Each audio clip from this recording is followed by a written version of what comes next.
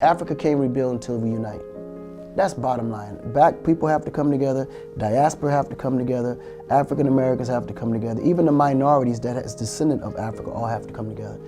Bonjour tout le monde, ici Nazo de African Hero, la chaîne d'inspiration de la jeunesse africaine. Je tiens à vous souhaiter une bonne et heureuse année 2020. La vidéo d'aujourd'hui parlera de Akon. Akon qui est une icône africaine et également un philanthrope. Nous espérons que la vidéo d'aujourd'hui va vous inspirer au max. Donc si vous aimez la vidéo, n'hésitez pas à liker, à commenter, à partager, mais aussi à activer la cloche de notification. Je vous remercie. This world is all about branding and marketing. The number one branders in the universe is the United States. They made United States seem like it's the best place in the world to be. It's the land of the free, home of the brave. I go there to find and chase my dreams. We have to be able to tell our own stories. Directors, filmmakers, entertainers, it's gonna be clearly, and the press, it's gonna be your job to redefine how people think about Africa.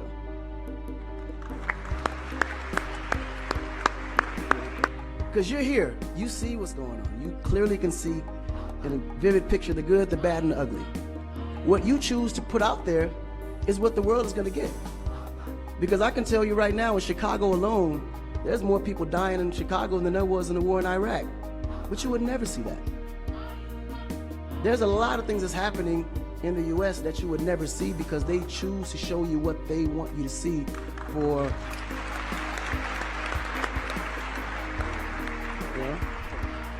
it's about country integrity. You have a certain reputation you have to keep.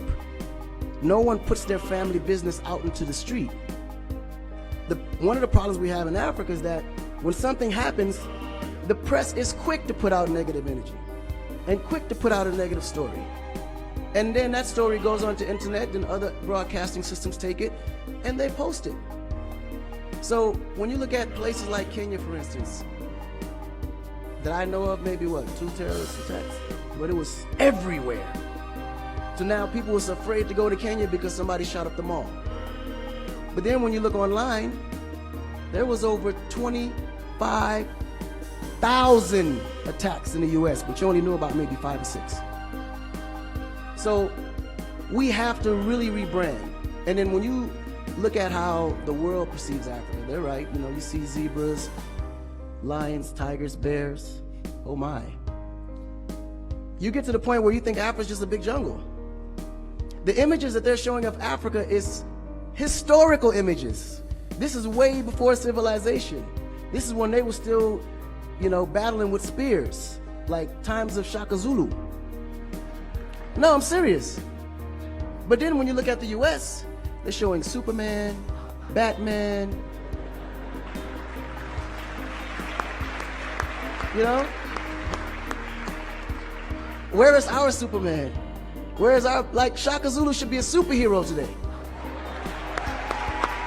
Really? So we have to tell our own stories. I mean, even Jesus is white. And you believe it. But Africa have to teach the same history of our ancestors, the great things that they have accomplished. You know, this younger generation, we kind of figured it out. My goal before I'm happy is to see Africa fully developed or in a process of development in a way that the younger generation can move forward in the future. And Africa can't rebuild until we unite. That's bottom line. Black people have to come together, diaspora have to come together, African Americans have to come together, even the minorities that is descendant of Africa all have to come together. Because Africa's the continent is too big.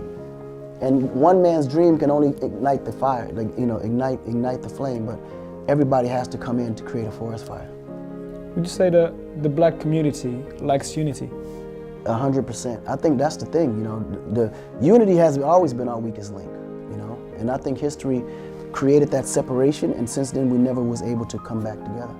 And when you look at the Jewish community as an example, they are the smallest community in the universe, but they run the world.